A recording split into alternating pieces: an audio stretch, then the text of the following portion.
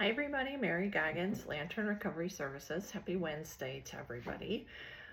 My question for your consideration today is what's in your living room? So, living room is typically where people spend a lot of their time. And so, sometimes when individuals come into treatment, we talk about this model, the internal family systems model, and I use the living room analogy, right? So, what's in my living room right now when I come into treatment? Sometimes if I'm engaging in addictive behaviors, what's in my living room is maybe lying, sneaking, hiding. If I'm struggling with depression or anxiety, what's in my living room might be fear, apathy.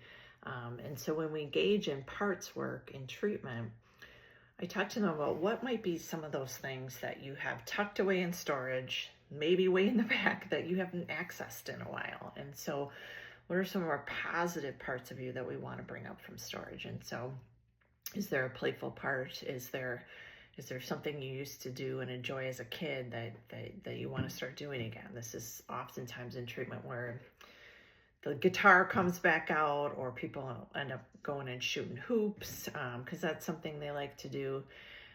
There's different ways you can access those parts, right? You can do it through artwork. You could, it could be as simple as if you had that favorite recipe you made as a kid that gave you a happy memory of someone who was important to you in your life. It could be doing things like that. And so the question for today is, what's in your living room right now? And are there more positive parts and aspects of yourself that maybe you haven't accessed in a while that you want to bring up from storage, And so just some food for thought. We know that engaging in parts work changes our brain chemistry. It literally moves behaviors that maybe we didn't have some breaks over to like our frontal lobes. So if we can engage in parts work simply by even naming the parts of us we have, like the toddler part or the addict part, and then also a healed part and a compassionate part, when we can start to engage those different parts and aspects of us in conversation,